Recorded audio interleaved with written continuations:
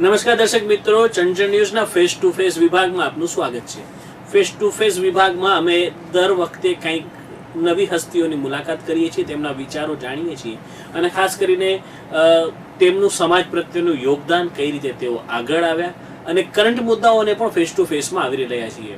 ત્યારે આજે આપણા સ્ટુડિયોમાં ઉપસ્થિત છે 11 વર્ષ સુધી મુખ્ય જિલ્લાના સરકારી વકીલ તરીકે ફરજ બજાવનાર શ્રી કલ્પેશભાઈ ગોસ્વામી. કલ્પેશભાઈ, આપનું સ્વાગત છે ચંચળ ન્યૂઝમાં. કલ્પેશભાઈ, આપે 11 વર્ષ સુધી સેવાઓ આપી અને હાલે સેવા નિવૃત્ત થઈ રહ્યા છો આ પદ ઉપરથી. તો સૌથી પહેલા ખૂબ જ પારિવારિક નાતો છે તમારો કચ્છની જનતા સાથે, પોલિટિકલ વકીલ તરીકે પણ. તો તમારું પહેલા શરૂઆત કરીએ બાળપણથી. ક્યાં અભ્યાસ કર્યો, કયું ગામ વતન અને કેવી રીતે આ વ્યવસાયમાં તમે આવ્યા વકીલાત? મારું બાળપણ અને પ્રાથમિક શિક્ષણ મારું નારણપુર ગામમાં થયું. પટેલ ચોવીસીનું નારણપુર ગામ છે ત્યાં. ત્યારે મારા માતા શિક્ષિકા તરીકે હતા અને પ્રાથમિક શિક્ષણ ત્યાં મેળવ્યા પછી 6ઠ્ઠા ધોરણથી હું સ્વામિનારાયણ હાઈસ્કૂલમાં આવ્યો. SSC સુધીનું શિક્ષણ ત્યાં મેળવ્યું અને 11 અને 12મું ધોરણ મેં ઓલ્ફેડ હાઈસ્કૂલમાં સાયન્સ ફેકલ્ટી સાથે ક્લિયર કર્યું અને ત્યારબાદ આપણી સૌની લાલન કોલેજમાં મેં મનોવિજ્ઞાન અને પોલિટિકલ સાયન્સ સાથે ગ્રેજ્યુએશન કર્યું અને ત્યારબાદ LLB મેં DL લો કોલેજમાંથી કર્યું અને ત્યારબાદ પછી વકીલાતના વ્યવસાયમાં આવવાના સંજોગો ઊભા થયા અને મારા સિનિયર રત્નાકરભાઈ ધોળકિયા સાથે મેં આ વકીલાતના ક્ષેત્રમાં પગ મૂક્યો. મેં રત્નાકરભાઈ સાથે તમે જોડાણા મારા ખ્યાલથી 2001ના વર્ષમાં હશે. હું બોલતો કે એની પહેલા? નહીં, બિલકુલ 2001ના વર્ષમાં મેં એમની સાથે શરૂઆત. હા, ત્યારે આપણે ખૂબ જ મળતા, કેસોમાં બી ઘણું, કેમ કે તે વખતે કચ્છ માટેનો દર્શક મિત્રોને જણાવી દઈએ ખૂબ જ એવો પીરિયડ હતો. એક તો ભૂકંપની અસર બધાએ અનુભવી હતી, સાથે સાથે કચ્છ સરહદે RDX સહિતનું ઝડપાયું હતું ને ત્યારે હું અને કલ્પેશભાઈ રેગ્યુલર આ સમાચારો માટે મળતા રહેતા હતા. કલ્પેશભાઈ, રત્નાકરભાઈ સાથે ખૂબ જ વરિષ્ઠ, જેને બહુ જ નામના મળી છે, એમની સાથેનો અનુભવ કેવો રહ્યો, એમના વિશે શું જણાવશો? રત્નાકરભાઈ માટે હું એવું કહું કે હું આ ફિલ્ડમાં જે કંઈ પણ શીખ્યો એ હું એમની મારા ઉપરની લાગણીથી અને એમના મારા ઉપરના વિશ્વાસથી અને આ કાયદાની પરિભાષામાં રહીને વાત કરીએ તો હું રત્નાકરભાઈને હાલતું ચાલતું લોનું જર્નલ કહી શકું.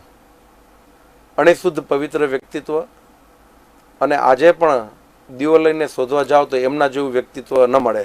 અને હું જે કાંઈ પણ આ કાયદામાં મને એમણે શીખવ્યું, કલમનો અભ્યાસ કરવાનો, કાયદાનો અભ્યાસ કરવાનો, ઇન્ટરપ્રિટેશન કરીને અદાલત સમક્ષ મુદ્દાસરની રજૂઆત, પુરાવાનું મૂલ્યાંકન કેમ કરાવવાનું, દરેક સ્ટેજ હું એમની સાથે રહી અને એમને ઓબ્ઝર્વ કરતો ગયો અને શીખતો ગયો. બહુ મોડી રાત સુધી બેસવાની એમની આદત હતી ફાઇલો લઈને અને ત્યારે આટલી બધી આધુનિક ઓફિસ નથી. અમારી ઓફિસ ત્યારે પણ એકદમ કાળુભાઈ ડેલામાં ખૂબ સામાન્ય હતી. તમે આવતા, તમારા ફાધરને બી મારે ત્યારે મળવાનું હતું વડીલ તરીકે. એટલે એ સંજોગોમાં મેં એમની સાથે શરૂઆત કરી અને તે વખતે RDXના કેસો 24 કિલોગ્રામ RDX ત્યારે મળ્યું હતું.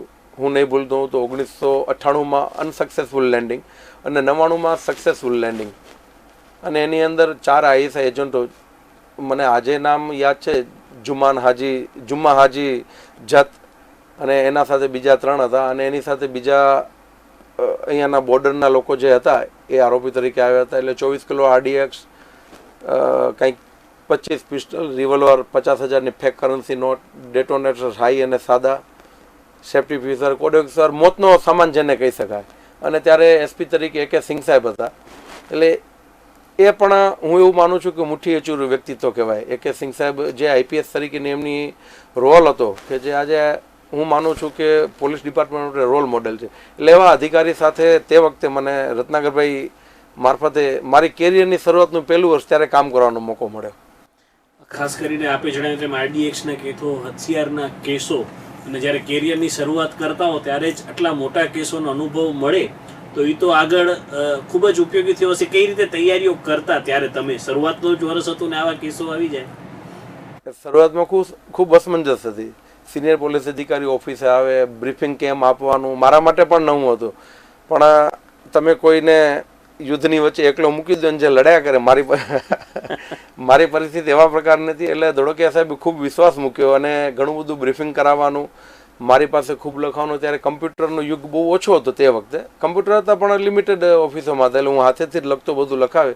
લગભગ 4-4, 5-5 કલાક સર્કિટ હાઉસમાં બેસતા, એની દલીલો, એના પુરાવાનું મૂલ્યાંકન, વિટનેસને કેવી રીતે ગ્રાઉન્ડ ઉપરથી રેડી કરવાના, એને પોલીસ લાવે ત્યારે શું, એટલે આ બધી ઝીણી વસ્તુઓનું મૂલ્યાંકન કરી અને પુરાવાનું એકત્રીકરણ જેમ થતું હોય અને પછી અદાલત સમક્ષ એમ કેવી રીતે એની રજૂઆત થાય, લખાણ, આ બધું જ એ ગ્રાઉન્ડ લેવલનું કામ જે હતું. જે LLB કરવું અલગ વસ્તુ છે અને LLB કર્યા પછી અદાલત સમક્ષ એની રજૂઆત કેવી હોવી જોઈએ, એઝ એ લોયર ઇન્ટરપ્રિટેશન કેમ થાય, એઝ એ પ્રોસિક્યુટર ઇન્ટરપ્રિટેશન કેવું, એઝ એ જ્યુડિશિયલ ઓફિસર કેવું, એઝ એ ડિફેન્સ લોયર કેવું, લોના પ્રોફેસર તરીકે, ઇન્વેસ્ટિગેટિંગ એજન્સી ઓફિસર તરીકે, આ બધું નાની બાબતો ખૂબ શીખવા મળી.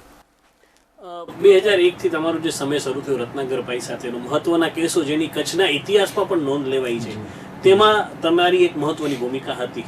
ત્યાર પછી વકીલાતમાં કઈ રીતે આપ કારકિર્દીમાં આગળ વધ્યા, એ વિશે થોડી દર્શકોને માહિતી આપશો?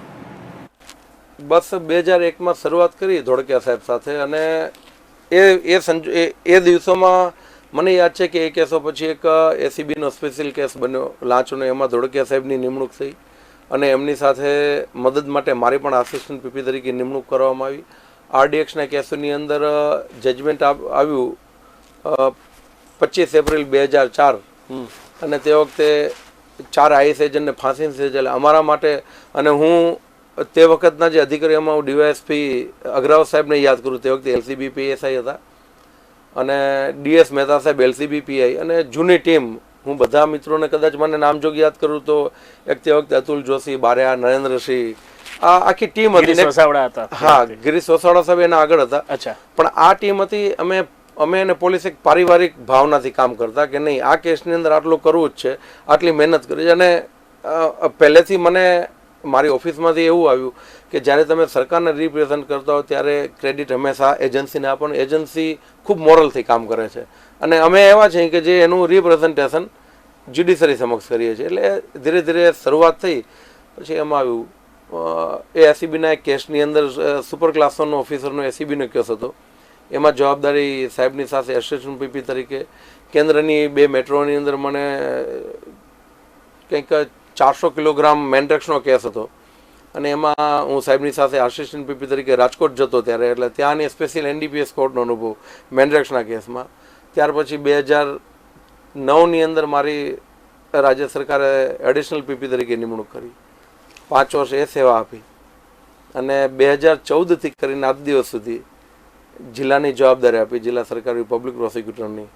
એટલે લાંબો સફર સરકાર સાથેનો રહ્યો અને એક કાર્યકર્તા તરીકે જ્યારે અમારી પાર્ટીને સરકાર બને તો સરકારે ખૂબ વિશ્વાસને ભરોસો મૂક્યો અને એ આજ દિવસ સુધી એ જવાબદારીઓનું મેં વહન કર્યું. કલ્પેશભાઈ, હું આપને પૂછવા માંગીશ કે 2001 થી પહેલાનો સમય, તમે કીધું કોમ્પ્યુટરો બી ઓછા હતા, હાથેથી બધું લખવું પડતું હતું, ને આજે એક વકીલાતના વ્યવસાયમાં આધુનિક કે તમારે કોઈ કાયદો જો હોય તો પણ મોબાઈલમાં ઓનલાઈન આવી જાય, કોમ્પ્યુટરમાં આવી જાય, લેપટોપમાં આવી જાય. કેટલો ફેરફાર વકીલાતના વ્યવસાયમાં તમે જોઈ રહ્યા છો? કેટલું ચેન્જ આવી ગયું? બહુ મોટું ચેન્જ આવ્યું, વાસ્ટ ડિફરન્સ. ટેકનોલોજીનો બહુ મોટો મહત્વનો ભાગ આવ્યો. તે વખતે અમારી ઓફિસની 4 દિવાલોની લાઇબ્રેરી અને એવી દરેક જે સિનિયર ભુજના કહી શકાય એ દરેક સિનિયર ઓફિસે આટલી મોટી લાઇબ્રેરી હોય. હું ઘણી વખત જતો, મળવાનું થતું. સાહેબ હું યાદ કરું બિપિનભાઈ અંતાણીને, MB સરદાર સાહેબને, પછી બહાદુરસિંહભાઈની ઓફિસે, ભરતભાઈને પણ હું યાદ કરું. આ બધા ખૂબ સિનિયરની ઓફિસો, ખત્રી સાહેબ છે, આ બધાની આજે જે કિરણભાઈ ગણાત્રા છે, આ બધી અમારી સિનિયરની ઓફિસો અને જેમનાથી ખૂબ નવું શીખવા મળે. એટલે મારા સિનિયર સાથે જોવું થાય. અને આજે તમે જો અમારી લાઇબ્રેરી ખૂબ મોટી હતી, અમારા ઓફિસના બંને રૂમ ઇન્ક્લુડિંગ નીચે પણ બુક્સ ને બુક્સ. અને જ્યારે શરૂઆતમાં સાહેબ એવું કે આ જજમેન્ટ કાઢો તો એક પેજ નંબર કહી દે, વર્ષ કહી દે, એટલે હું ગોત્યા કરું, ખબર ન હોય કે એ સુપ્રીમ કોર્ટ કેસીસનું છે, GLRમાં છે, GLHમાં છે. મીન્સ કે એ સમય હતો કે જ્યારે ખૂબ શીખવાનું હતું. અને આજે અમને આંગળીના ટેડવે કાયદો મળી જાય છે. એન્ડ્રોઈડ ફોન હોય તમારી પાસે એટલે આખી એપ્સ આવી ગઈ છે. જજમેન્ટોની હવે આખી CD આવે છે ઓન ધ કોન્ટ્રી હવે તો આખું પ્રોગ્રામિંગ આવી ગયું કે સુપ્રીમ કોર્ટમાં કોઈ જજમેન્ટ ડિલિવર થયું તો ઓનલાઈન હો અને તરત જ કરો એટલે જજમેન્ટ તમને ઓન હેન્ડ મળી જાય. એટલે આટલો ડિફરન્સ છે. ત્યારે તમારે જઈને જવું પડતું. અમે કોર્ટને તે વખતે રિક્વેસ્ટ કરતા, સાહેબ એક દિવસ આપો, આવી ઓથોરિટી છે શોધીને આપીએ. અને કોર્ટ એક દિવસની મુદત આપતી. મેં શરૂઆત કરી ત્યારે શરૂઆતમાં હું જૂની કોર્ટમાં જ હતો. બિફોર અર્થક્વેક મારું LLB ચાલુ હતું ત્યારે હું સાહેબ સાથે ચીફ કોર્ટમાં ત્યાં જ હતો. અને મારી શરૂઆત થઈ ત્યારે પ્રીફેબમાં કોર્ટ હતી. એટલે આજે 24 વર્ષે ખૂબ મોટી સુવિધા થઈ છે કાયદાની. આજે તમને કોઈને પણ જજમેન્ટ હોય ને કોર્ટ ક્વેરી કરે તો તમે તરત જ જોઈને વિધિન અવર કહી શકો. અને અમારે વિધિન ડે થતું. આટલો ફરક આવ્યો છે. 2009માં પીપી તરીકે તમે હતા અને 2014માં તમને જિલ્લાના સરકારી વકીલ તરીકેની ખૂબ જ મહત્વની જવાબદારી સોંપવામાં આવી. એક અંદાજો હતો કે આવી કંઈક જવાબદારી આવી શકે છે કે અચાનક જ આવ્યું? કઈ રીતનું હતું ત્યારે? જાણ કેવી રીતે હતી ત્યારે તમને? આ જવાબદારી વહન કરતા હતા ત્યારે સરકારનો કામગીરીનો પાર્ટ હોય છે અને કહેવામાં આવ્યું કે અમુક પ્રકારની બીજી જવાબદારીઓ તમારે સંભાળવાની છે. અને જવાબદારીના ભાગરૂપે મેં હા પાડી અને જવાબદારીઓ મળી ગઈ. એવું છે. 2014 થી 2024 સુધીનો જે સમય રહ્યો આપનો, 11 વર્ષનો ખૂબ જ લાંબો સમય, કયા મહત્વના કેસો જેમના બારામાં તમારે પણ ખૂબ જ અભ્યાસ કરવો પડ્યો હોય અથવા તો તમારે પૂરું ફોકસ સાથે કામ, કેમ કે જિલ્લાના સરકારી વકીલ તરીકે આપની ખૂબ જ જવાબદારીઓ વધી જાય છે, તો એ અંગે કઈ માહિતી આપશો? આપણો જિલ્લો છે એ કચ્છ જિલ્લો સરહદી જિલ્લો છે. અને સરહદી જિલ્લાની અંદર મને ખ્યાલ છે ત્યાં સુધી મારી કરીને શરૂઆત થઈ તે વખતે ફેન્સિંગ નહોતું, ઓપન બોર્ડર હતી. અને ત્યાર પછી ફેન્સિંગ થઈ. એટલે કચ્છનો ઇતિહાસ તમે જાણો છો. અહીંયાના બધા સિનિયર સિટીઝનને બધાને ખબર છે કે એક સમય એવો હતો કે તે વખતે ચાંદીનું સ્મગલિંગ થતું, ક્યારેક ગોલ્ડ આવતું. એના પછી આર્મ્સ અને એમ્યુનેશનની શરૂઆત થઈ, ફેન્સિંગ થયું. ફેન્સિંગ થયા પછી બોર્ડરો સીલ થઈ. કેન્દ્રે ખૂબ મહત્ત્વનો નિર્ણય લીધો, પ્રોટેક્શન થયું અને પછી કોસ્ટલ વે મારફતે ડ્રગ્સની શરૂઆત થઈ. આ જિલ્લાનું સંજયભાઈ મારો જ્યાં સુધીનો 11 વર્ષનો અનુભવ છે આ જિલ્લાની તાસીર પ્રમાણે, કે અહીંયા જે કેસો થયા છે ઓફિશિયલ સિક્રેટ એક્ટ, જે બહુ ઘણા બધા જિલ્લાઓમાં જોવા મળતા નથી. એ જ રીતે આર્મ્સ અને એમ્યુનેશન, ડ્રગ્સના કેસો જે છેલ્લું 6-7 વર્ષથી જેનું પ્રમાણ ખૂબ વધ્યું. અને એનાથી ઉપર જઈને ફોરેનર્સ એક્ટ અને પાસપોર્ટ એક્ટના કેસો, પાસપોર્ટ રૂલ્સ ઓફ ઇન્ડિયાના કેસો, કે જે બોર્ડરના જિલ્લાઓ હોય છે, સરહદી જિલ્લાઓ, ત્યાં કને આવા પ્રકારના કેસો જોવા મળે છે. અને બીજું કે જે કસ્ટમ્સની મેટરો છે. એટલે આ 10 વર્ષની રાજ્ય સરકારના જે કેસો છે એની અંદર મહત્ત્વના કેસોમાં હું ગણું તો છેલ્લા 4 વર્ષની અંદર ડ્રગ્સના કેસો ઉપર ખૂબ ફોકસ રહ્યું. અને એમાં સ્પેશિયલી સરકારની દરેક એજન્સીઓની અંદર ખૂબ મહત્ત્વનું કામ કર્યું.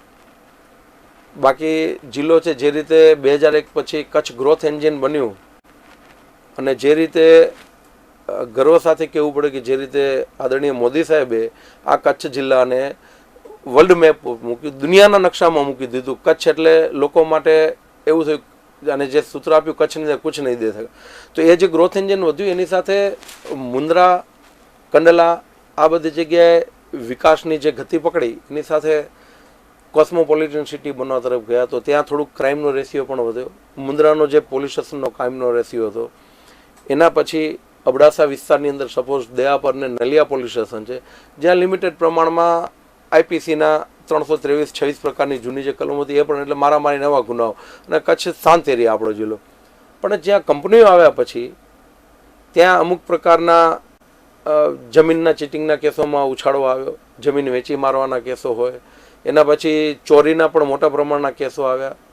ક્યારેક એને લઈને કંપનીઓના ત્યાં જે કામદારો આવ્યા, વિકાસ ડેવલપમેન્ટ સાથે અલગ અલગ પ્રાંતના લોકો મારામારીના આવા કેસોમાં, અને પછી જેમ અલગ અલગ વિસ્તારની પબ્લિકો આવી થાય, એટલે થોડો ક્રાઇમની અંદર વધારો થયો. નખત્રાણા પોલીસ સ્ટેશનથી લઈ અને હું માનું છું કે નલિયા, વાયોર, જે બધા માઇલ્ડ પોલીસ સ્ટેશન કે જ્યાં ગુનાનું એટલું બધું ભારણ ન હોય. અને હજી અત્યારે એક નરા એવું રહ્યું છે કે જ્યાં ડબલ ફિગરમાં તમને આખા વર્ષમાં ગુનાનો આંકડો જોવા મળે. અને જે વખતે 2 જિલ્લાના હતા, 1 જિલ્લો હતો, ત્યારની પરિસ્થિતિમાં એ કામ કર્યું હતું એડિશનલ PP તરીકે. અને પછી જિલ્લા 2 પોલીસ જિલ્લા બન્યા, પૂર્વ અને પશ્ચિમ. પૂર્વ અને પશ્ચિમ. ભૂકંપ પછી જે રીતે ઔદ્યોગિક વિકાસ થયો આપે કીધું એમ કચ્છનો, એના પછી અધિકારીઓ સામે પણ સરકાર તરફથી ઘણી ફરિયાદો નોંધાઈ, ખાસ કરીને પ્રદીપ શર્મા, અન્ય અધિકારીઓ સુવેરા સાહેબ હોય કે જેડી જોશી હોય કે બધા, આ બધા કેસોની જવાબદારી સરકારે ખાસ આપને સોંપી હતી. તો આ પ્રકારના કેસોમાં કઈ રીતનું આખું વર્કઆઉટ કર્યું આપે? આ તમામ કેસો જે લેન્ડ એલોટમેન્ટના કેસો હતા એ દસ્તાવેજી આધારિત હતા. એની અંદર હથિયારો ના હોય. જે ઓર્ડર્સ કરવામાં આવે એની અંદર ગવર્મેન્ટ ઓર્ડર્સની જે પ્રોસિજરલ લો છે એની અંદર શું લેક્યુના રહી ગઈ, અને આફ્ટરઓલ જે કોઈ કેસો નોંધાયા એ કેસોની અંદર જે સત્તા મર્યાદાઓ એની બહાર જઈને જ્યારે હુકમો કર્યા હોય, આ તમામ દસ્તાવેજ આધારિત કેસો હતા. ખૂબ અને ખૂબ મોટું બલ્કી રેકર્ડ, અને એ રેકર્ડનો એજન્સીએ પણ ખૂબ એની અંદર સારી તપાસ કરી. અને એ ગુનાઓનું જો મૂલ્યાંકન કરવા જઈએ તો અત્યારની પરિસ્થિતિએ બ્યુરોક્રેટ્સ પણ ખૂબ સરસ રીતે અને ખૂબ સાવચેતીથી કામ કરે છે.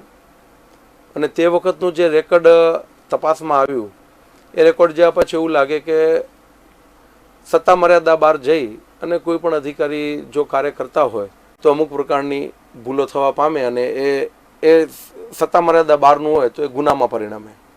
કલ્પેશભાઈ, ખૂબ જ લાંબો સમય જિલ્લાના સરકારી પીપી તરીકે આપણે ફરજ બજાવી છે, તો આ દરમિયાન કોઈ મહત્વનો કેસ તમે અમારા દર્શકો સાથે શેર કરવા માંગશો કે જેમાં તમને એમ થયું કે આ હદે હોઈ શકે? આમ તો એવા ઘણા કેસો છે, માધાપરમાં એક મહિલાનો કેસ હતો જેમાં બી આપણે એકબીજાની ચર્ચા થઈ હતી, પણ આ પ્રકારના કેસોમાં તમારે કોઈ ખાસ એવું તમને એમ યાદ આવે કે ના આ કેસમાં તો બહુ ધ્યાન અથવા અચાનક ટર્ન આવી ગયું?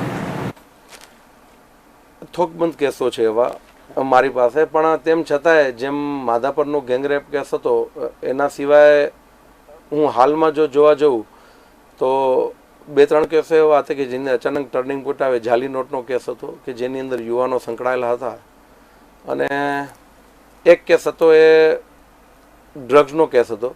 એ કેસની અંદર પણ એવું લાગે કે જે જથ્થો ઓછો હતો પણ જે આરોપીની ભૂમિકા હતી ને એના જે સોર્સિસ હતા એ એક રેડ સિગ્નલ હતા સમાજ માટે અને એજન્સી માટે. એટલે ખૂબ બહુ બધા ઓફિસરથી ખૂબ બધા કેસો આવ્યા અને ઘણા બધા કેસોમાં કામ કરવાનો મોકો મળ્યો. કલ્પેશભાઈ, એડવોકેસીમાં 2001માં આવ્યા તો એની પહેલા આપ કઈ રાજકીય પાર્ટી સાથે જોડાયેલા હતા અને કઈ રીતનું આખું રાજકારણમાં આપની ભૂમિકા રહી? સ્કૂલ કાળ દરમિયાનથી એબીવીપીના કાર્યકર્તા તરીકે સક્રિય હતો. એ વિચારધારા એબીવીપીની હતી. જે કોલોનીમાં રહેતા ત્યાં નાના હોય સંઘની શાખા થાય એટલે ત્યાં જવાનું થાય, અને ત્યારબાદ એ જ વિચારધારા એબીવીપીની વિચારધારા કોલેજ કાળ દરમિયાન એબીવીપી, અને એબીવીપી પછી યુવા મોરચામાં જોડાયા. એટલે 1995માં આ શહેરને યુવા મોરચાની જવાબદારી આવી. હું તે વખતે અમારા પ્રમુખ તરીકે નરેન્દ્રસિંહને આજે ચોક્કસ યાદ કરું, નરેન્દ્રસિંહ જાડેજાને, રતલાલભાઈ વોરા હતા, અમારા જૂના બહુ ઘણા બધા મિત્રો સંગઠનના. અને ત્યાર પછી ધીરે ધીરે યુવા મોરચામાં મંત્રીની હું અરુણભાઈને પણ યાદ કરું, જિલ્લા પ્રમુખ તરીકે દિલીપભાઈ ત્રિવેદીને યાદ કરું, એમની ટીમમાં મેં કામ કર્યું. શહેરના મંત્રી તરીકે જિલ્લા ભાજપના બક્ષીપંચ મોરચાના મંત્રી આદરણીય તારાચંદભાઈને યાદ કરું, એમની ટીમમાં લીગલ સેલના જિલ્લાના કન્વીનર સુધી 2 ટર્મ સુધી કામ કરવાનો. અને સતત આ પાર્ટી અમારું ઘડતર કરતી ગઈ. બહુ સિનિયર લોકોને હું યાદ કરું, રસિકભાઈ ઠક્કર છે, વૃદલાલભાઈ. આ બધું કેવું છે કે સમય સાથે અમને ખૂબ શીખવ્યું, અમારું ઘડતર કર્યું રાજકીય જીવનની અંદર જે એબીવીપી જોડાયેલા હતા એમાં. અને આ કાર્યાલય જે ઊભું છું અત્યારે વીડીએસ સ્કૂલ પાસે, એના પાયા પણ અમે છાપ્યા. એનપી પાનની બાજુમાં જ્યારે નાનું કાર્યાલય હતું ત્યારે હાથેથી અમે સક્રિય સભ્યોની નોંધ લખતા. હું રીતેનને, જયંતભાઈ ઠક્કરને યાદ કરું, પછી અમારા નરેન્દ્રભાઈ મકવાણા, પછી 1-2 મિત્રો અમારા સુનિલ ઠક્કર, સુનિલ કંસારા, બહુ જૂના મિત્રો, ઘણી બધી લાંબી યાદી છે. પણ ઇન શોર્ટ એ વખતે છે ને અમારી સાથે યુવા મોરચામાં આવવાવાળા બહુ ઓછા લોકો હતા. હું પરાક્રમસિંહને એમને પણ યાદ કરું કે અમે બાઇકમાં જઈએ, અમારા કિડભાઈ સોમપુરા બોલરોને અમે ધક્કા મારી એમની આરમાળાને. એટલે એ દિવસો પાર્ટીના હતા, ખૂબ સંઘર્ષના બધા દિવસો જોયેલા. અને તે વખતે જ્યારે એબીપીમાં ત્યારે એનએસસીનું વર્ચસ્વ હતું, ક્યારેક પ્રશાસનને અમને ઉપાડી જતું. એ પણ દિવસો ને પાર્ટીએ ખૂબ ઘડતર કર્યું અમારા બધાનું. કલ્પેશભાઈ, જે આપનો જિલ્લા સરકારી વકીલ તરીકેનું 11 વર્ષનો પીરિયડ છે ને હવે સરકારે આપને સેવા નિવૃત્ત કર્યા છે એ ફરજમાંથી, તો આત્મસંતોષી છે કે જેટલું આટલી, કેમ કે એક વસ્તુ દર્શકોને જણાવીશ કે જિલ્લાના સરકારી વકીલ તરીકેનો સૌથી વધુ પીરિયડ જો કોઈએ એ સેવા આપી હોય તો એ કલ્પેશભાઈ, હું ભૂલતો ન હોઉં તો આપ જ છો, 11 વર્ષ જેટલો સમય. તો અત્યારે હવે જ્યારે બધી જવાબદારીઓ સોંપી છે અને એ પૂર્ણ થવા પછી તો આત્મસંતોષ છે કે 11 વર્ષ કામ કર્યું એ સરસ કર્યું અંદરથી? બિલકુલ આત્મસંતોષ છે, ટકોરા મારીને આત્મસંતોષ છે. અને આત્મસંતોષની સાથે સરકાર માટે ખૂબ આભારનો ભાવ છે કે જ્યારે મારા પક્ષની સરકાર બની, અમારા પક્ષની સરકાર બની, તો પાર્ટીએ ખૂબ કદર કરી, સરકારે ખૂબ જવાબદારીઓ આપી. હું આજે તમારા માધ્યમથી હું મારી સરકારનો ખૂબ આભાર માનું છું, દરેક સરકારનો, કે જેમણે મારામાં આટલો બધો વિશ્વાસ મૂક્યો એક પક્ષના નાના કાર્યકર્તા તરીકે અને ખૂબ મોટી જવાબદારીઓ આપી. મેં મારી જવાબદારીઓ ખૂબ નિષ્ઠાપૂર્વક નિભાવી એ હું ચોક્કસ કહી શકું. જે લાઈન પર મેં કામ કર્યું એ મેં બિલકુલ રાષ્ટ્ર અને સરકારના હિતમાં કર્યું અને હું એના માટે રાજ્ય સરકારનો તો જેટલો આભાર માનું એટલો, કેમ કે મારા પક્ષની સરકાર છે, અમારું જ્યાં ઘડતર થયું મેં તમને વાત કરી એવી રીતે. પણ એની સાથે હું મારા 11 વર્ષની સફરમાં બ્યુરોક્રેટ્સનો પણ એટલો જ આભાર માનું છું, જિલ્લાના વહીવટીતંત્રનો, હાલના કલેક્ટરને, મારા ટેન્યુરથી જેટલા કલેક્ટર રહી ગયા કે હું એડિશનલ પીપી હતો ત્યારના, જિલ્લાના અત્યારના પોલીસ તંત્રનો, અને જે લોકો હું આવ્યો ત્યારે પ્રોબેશનર આઈપીએસ તરીકે આવતા પ્રોબેશનર આઈપીએસ, અત્યારે કોઈ રેન્જના આઈજી છે. મારી કેરિયરની શરૂઆત વખતે કોઈ એસપી હતો ત્યારે એડીજીપી તરીકે છે. હું મલિક સાહેબને અને બધાને યાદ કરું, આશીષ ભાટિયા સાહેબને, AK સુરોલિયા સાહેબ છે, સતીશ વર્મા સાહેબ, સતીશ શર્મા સાહેબ, AK સિંઘ સાહેબ, સંદીપ સિંઘ અત્યારે રેન્જના આઈજી છે. હું કોરડિયા સાહેબને યાદ કરું કે હું જ્યારે હતો ત્યારે કોરડિયા સાહેબ અહીંયા જ એસપી તરીકે, એટલે બહુ બધા અધિકારીઓ અને ખૂબ ખૂબ સપોર્ટ મળ્યો એજન્સીનો. એટલે વહીવટી તંત્ર સાથે પોલીસ એજન્સી મને ખૂબ સહકાર આપ્યો પારિવારિક ભાવથી, અને મને એવું લાગ્યું કે પોલીસ મારો પરિવાર છે એવા ભાવથી. મને મારા ભુજ બાર એસોસિએશન જ્યાંથી હું આવું છું સૌથી પહેલો સપોર્ટ એમણે પણ આપ્યો, એસોસિએશને. મારી સાથે ખૂબ બધાએ સાથતાથી કામ કર્યું. મારા જિલ્લાની તમામ કોર્ટ જ્યાં જ્યાં હું એપીએસ થયો ત્યાંનો સ્ટાફ, ઇન્ક્લુડિંગ તમામ જ્યુડિશિયલ ઓફિસર, મારા વખતે જે ડિસ્ટ્રિક્ટ જજ હતા બ્રહ્મભટ્ટ સાહેબથી લઈ અને બધા મેઘડે સાહેબ સુધીના જે અત્યારે હાઈકોર્ટ જજ બન્યા, આ દિને સુથાર સાહેબ પાસે મેં HD સુથાર વધારે હાઈકોર્ટના જસ્ટિસ તરીકે છે, એમની પાસેથી અમે મહેનત કરી. મારી પોલીસની ટીમે અમે ઇન્વેસ્ટિગેશન કરીને અમે એ માધાપર ગેંગરેપમાં પર્ટિક્યુલર ઇન્ડિયન પિનલ કોડની પર્ટિક્યુલર ઇન્ડિવિડ્યુઅલ સેક્શનની અંદર દરેકમાં સજા એવું જજમેન્ટ એમણે આપ્યું. એટલે આ પોલીસનો પણ હું ખૂબ આભાર માનું અંતઃકરણથી કે જેમણે મારી સાથે ખૂબ પારિવારિક ભાવ રાખ્યો. મારા બાર એસોસિએશન, જિલ્લાની કોર્ટનો તમામ સ્ટાફ, ઇવન આ કચ્છની જનતા, કે એક કાર્યકર્તા તરીકે પક્ષે અને સરકારે મને જે કચ્છની સેવા કરવાનો મોકો આપ્યો, જે અન્યાય થયો હોય. પબ્લિક પ્રોસિક્યુટર એટલે we are bridge between the judiciary and government, we are bridge between the society and judiciary. તો સાહેબ જ્યારે પબ્લિક પ્રોસિક્યુટરની ભૂમિકામાં આવીએ ત્યારે મારે મારા પર્સનલ ગમા અણગમાને ભૂલી જવાનું હોય. મારે સરકારની જે વાત છે એની અંદર પણ મને ક્યારેક એવું લાગતું કે ભૂમિકા એવી નથી જ્યાં સમાજને નુકસાન તો પણ મારે ખુલ્લીને કહેવાનું હોય. અને મને એ વાતનો પૂર્ણ સંતોષ છે કે એક મર્ડર કેસની અંદર મેં અદાલતને એવું કહ્યું હતું ત્યારે NM કરોડિયા સાહેબ એડિશનલ સેશન જજ હતા, અને મેં કહ્યું સાહેબ, મેં કીધું આ 302માં મને ખબર છે કાયદાની જોગવાઈઓ નથી આપતી, પણ સાહેબ જામીન આપવાનો કોઈ વાંધો નથી. કેમ કે સંજોગ એવા હતા કે એક યુવાન દીકરીના બાપે જે ખૂબ ગરીબ હતો અને એવા સંજોગોમાં એ આરોપી સાથે જોઈ ગયા કોઈ પણ બાપની જે પરિસ્થિતિ, માનસિક પરિસ્થિતિ બેલેન્સ ન રહે અને એમાં મર્ડર થઈ ગયું, અને એની પછીની પરિસ્થિતિમાં એની માં નથી દીકરીની, એના દાદી માતા અપાઈ જતા, સામે કહ્યું હતું ને એટલે તો બીજી દીકરી છે. એટલે અને તે વખતે ખુલ્લીને કીધું જ્યારે આદરણીય મોદી સાહેબ પહેલી વખત પ્રધાનમંત્રી બન્યા અને ત્યારે એમણે જે ખૂબ સરસ નિર્ણય લીધો બે રાષ્ટ્ર વચ્ચે, અને તે વખતે પાકિસ્તાનની માછીમારોને મુક્ત કરવાનો નિર્ણય, ત્યારે અમારા માટે નવું આવ્યું કે સરકારે આવો નિર્ણય લીધો કેન્દ્રમાંથી, રાજ્યને જાણ થઈ, અમારે શું કરવું, પ્રોસિક્યુશન વિડ્રો કરવાની વાત આવી તો ત્યારે ખૂબ નવું શીખવા મળ્યું. એટલે તે વખતે પણ સરકારે ખૂબ માર્ગદર્શન કર્યું, કલેક્ટોરેટ તરીકે હોય, SP હોય. એટલે આ તબક્કાઓની અંદર હું બધાનો આભાર એટલે માનું. સરકારમાં બધું આવી ગયું પણ અલગ અલગ વિભાગો, રેવન્યુ ડિપાર્ટમેન્ટ, જિલ્લાનું વહીવટીતંત્ર, મારા બહારના સભ્યો અને ખાસ કરીને તમે બધા એટલે મારા મીડિયાના તમામ મિત્રો, કચ્છમાં જે લોકલ મીડિયા છે, પ્રાદેશિક મીડિયાના જે પ્રતિનિધિ મિત્રો અહીંયા છે, ખૂબ બધાએ સહકાર આપ્યો. અને સહકાર એમાં આપ્યો કે સરકારની જે કામગીરી હતી એને તમે લોકો બહાર લાવ્યા અને પબ્લિકની અંદર આવ્યું કે સરકાર આટલું કામ કરે છે. એટલે મેં જે કામગીરી કરી છે એના માટે હું મારા મીડિયાના તમામ મિત્રોનો, એ પ્રેસના મિત્રોને હું આજે યાદ કરું. વિપુલભાઈ વૈદ્ય હતા તે વખતે, અમારા નવીનભાઈ જોશી છે, આપના ફાધર છે, ઘણા બધા મિત્રો તે વખતે શરૂઆત કરી હતી. પેલા કચ્છ ખબર ઉમેશભાઈ પરમાર છે, એવા ઘણા બધા મિત્રો જે અત્યારે અમદાવાદ જાઉં તો મીડિયામાં, મીન્સ કે આ બધા મને યાદ છે કે મારી જ્યારે કેરિયરની શરૂઆત હતી ત્યારે આ બધાએ અમે જે કામ કર્યું એ તમે સરકારના કામને તમે લોકોએ ઉજાગર કરવાનું કામ કર્યું.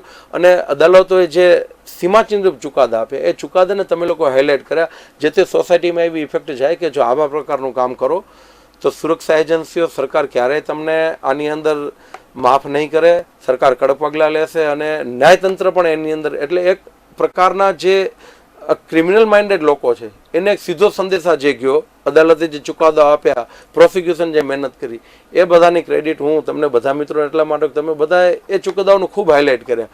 એ હાઇલાઇટ સમાજના વિશાળ હિતમાં હતું. જે રીતે સ્પ્રેડ થાય એમાં એ લોકોમાં ભય મામે કે નહીં, તંત્ર નહીં ચલાવી લે, કોર્ટમાં નહીં મળે આવું જામીન, અને ખૂબ કાયદાઓ બનાવ્યા. ગુડ્સી ટોક, લેન્ડ ગ્રેબિંગ, કે લોકોની હિંમત ન થાય. કલ્પેશભાઈ, દેશનું ટોચનું નેતૃત્વ ખૂબ જ લોકપ્રિય છે, નરેન્દ્રભાઈ અને અમિતભાઈ. એમની સાથે આપણી મુલાકાતના અમે ઘણા જ ફોટોગ્રાફ્સ જોયા છે. મુલાકાત જ્યારે પણ થઈ, જેટલી બી થઈ, કચરી પૂછા થાય છે, શું વાતચીત થાય છે, એમની સાથેનો અનુભવ કેવો છે, એ થોડુંક દર્શકો આ પર્સનલ મેટર છે પણ જાણશે આપણી પાસે.